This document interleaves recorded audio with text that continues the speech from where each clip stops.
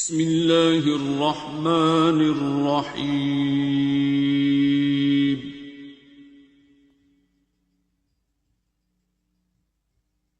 الرحمن.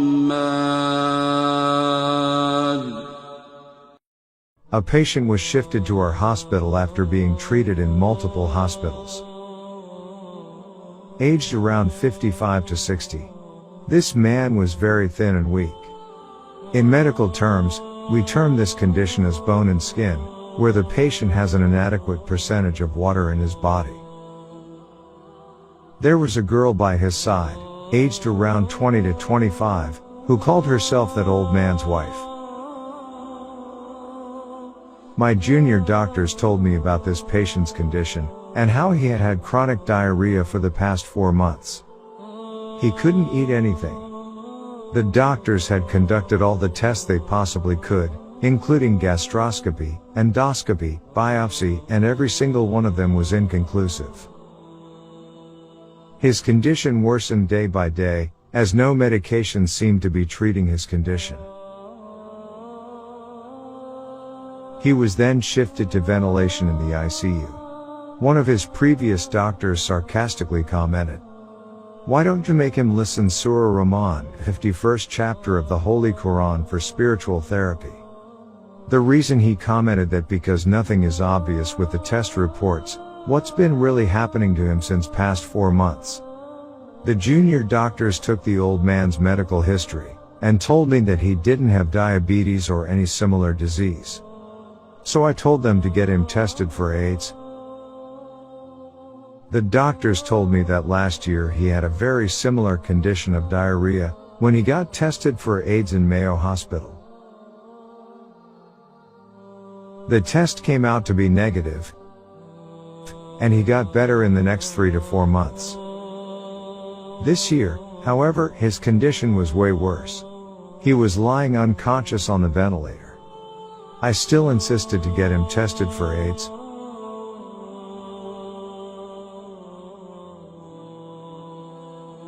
The doctors in our hospital make sure that the recitation of the Quran, mainly Surah Rahman, keeps on playing by the patient's beds at least once a day for spiritual therapy.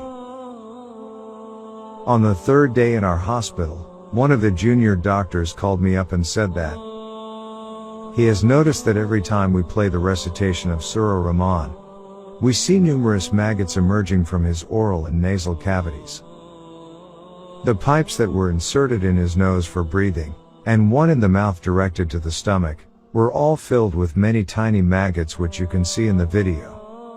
A machine called sucker is normally used to extract any phlegm mucus accumulated in the patient's throat via negative pressure. However, the doctors couldn't explain where these maggots were coming from.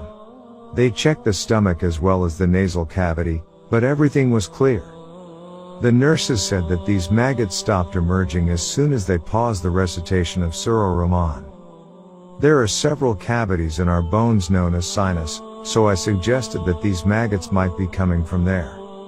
We've seen patients in the last stages of diabetes, where their wounds become so infected, we notice the appearance of such maggots. But this man's condition was very unusual, as he didn't even have diabetes. I told the doctors to get his AIDS results back while we treat him with other antibiotics. I suggested that the patient's immune system might be suppressed, which would explain the appearance of these maggots. The patient had no family member visiting him, and the girl, his wife, did not bring any medicines, so we started his treatment by the hospital's funds. The emergence of maggots from his nose, mouth, and now even his eyes continued as soon as we started the recitation of Surah Rahman. After which the doctors and even his wife told us to stop playing it. One of the Christian nurses told them that she didn't know what was wrong with the patient, but what she did know was that every time we played this Quranic prayer, these maggots started leaving the patient's body. She believed that if we keep on playing the prayer, the patient would start healing faster. I told the doctors to tell the wife to either get the patient's test results herself, or to give us the receipt so that we could get them.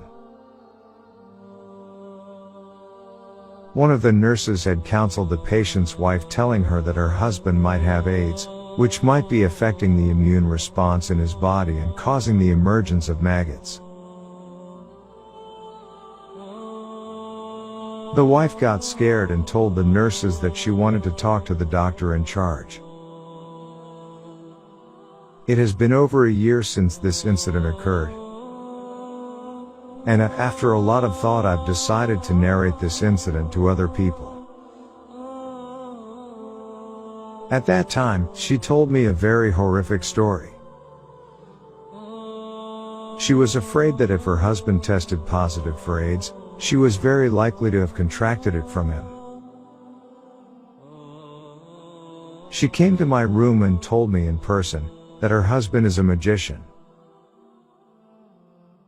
I asked her why she had lied about her husband being a taxi driver then. So she said that he does drive a taxi, but he also practices black magic using the Quran.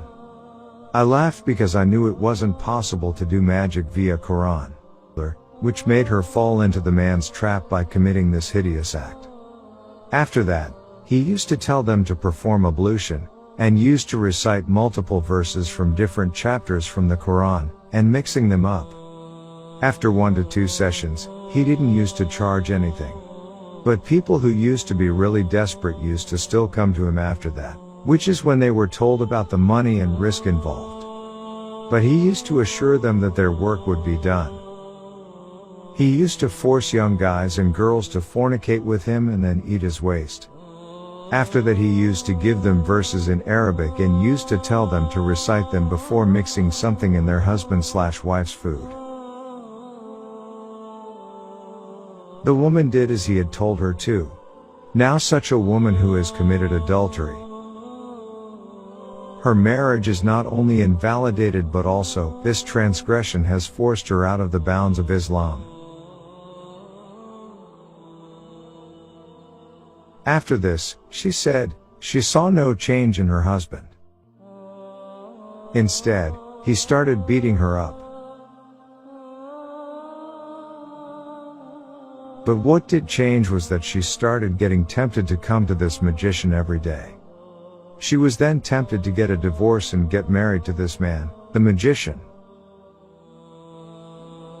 She ran from there without telling them and lived with this man for 6 months, after which she got involved in his work.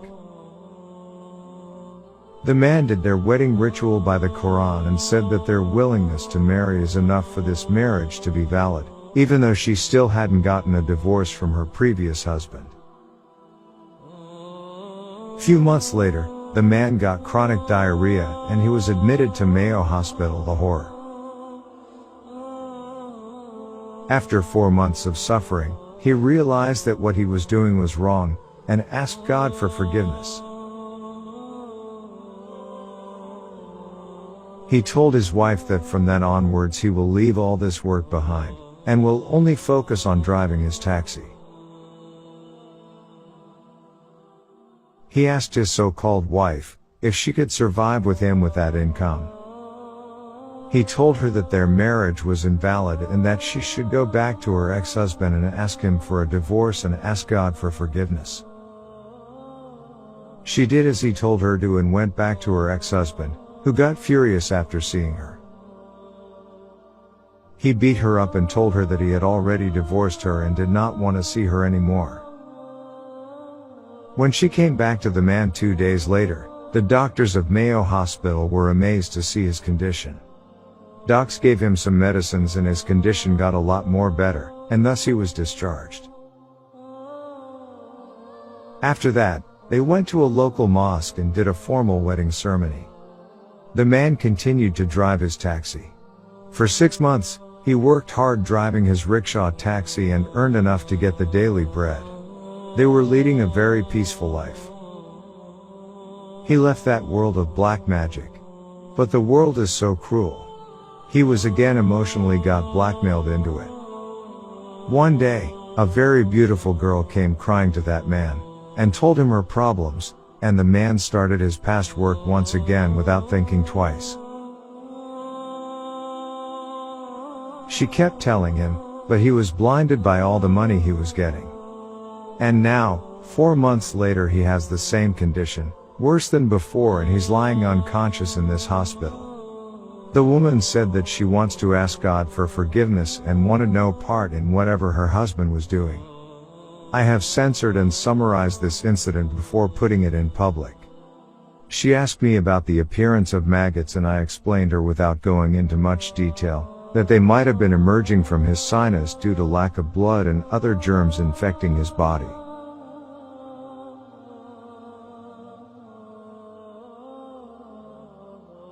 After narrating this incident, she took out the reports for HIV that she had obtained from the lab. She told me that she was scared that she might have contracted it too. She asked if she should also listen to Surah Rahman, 51st chapter of the Quran, and I told her why not. The man stayed alive for one more day, and every time we played the recitation of Surah Rahman, we saw maggots simmering out from his mouth and nose. This didn't stop. In the end, his own wife wasn't ready to take his dead body. We told her that he wasn't the hospital's responsibility. God knows what would have happened with them. It has been quite a few years now. Remember that a Muslim is not allowed to practice black magic. If he or she does learn to do it somehow, then he isn't a Muslim anymore. People misuse the Quran intentionally or unintentionally, sometimes by using it while not being pure. God says in the Quran that there is blessing and recovery in the Quran for the believers and loss for the tyrants. Whoever is cruel to himself is also a tyrant. It is not permissible for a Muslim to practice any kind of magic or to get it done from someone else. And whoever does it is out of the bounds of Islam. When you're practicing black magic, you're committing blasphemy, because you're trying to do God's work, using illegal means, especially by using the Quran just to get your desired results. Few days ago, when I got a call from a girl in America, I made her recite the creed again. Because when she came here, she didn't know much about this and got involved in doing black magic, which put her out of the bounds of Islam. She used to have a lot of fights with her husband.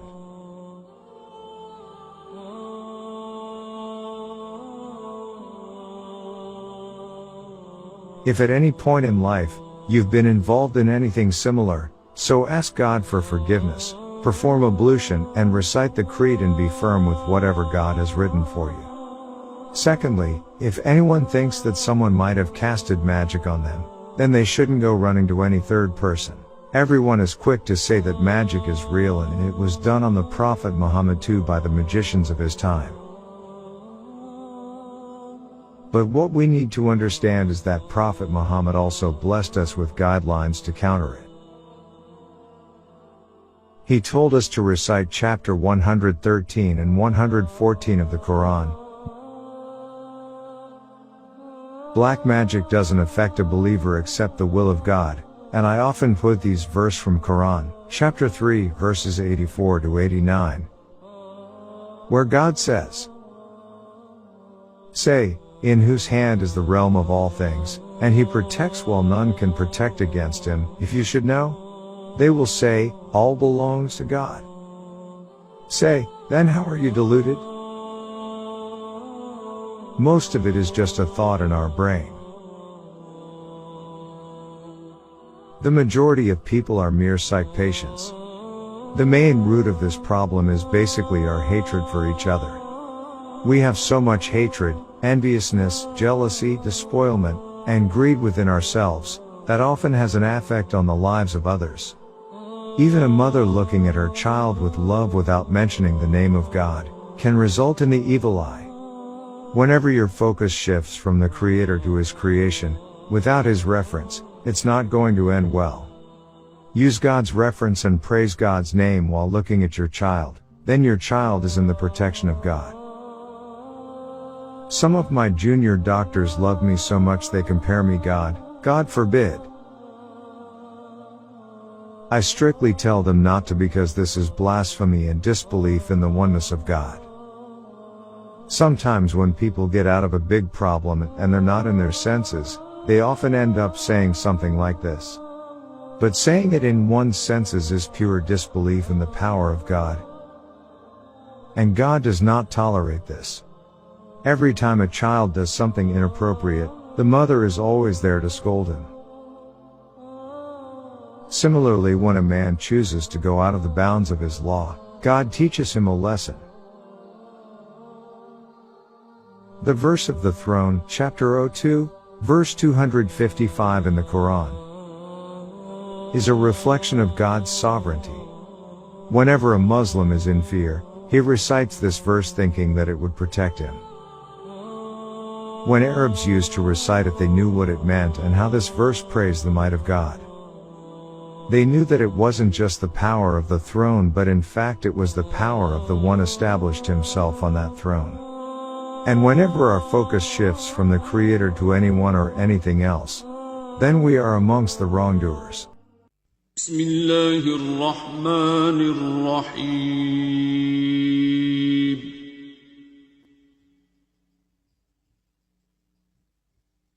الرحمن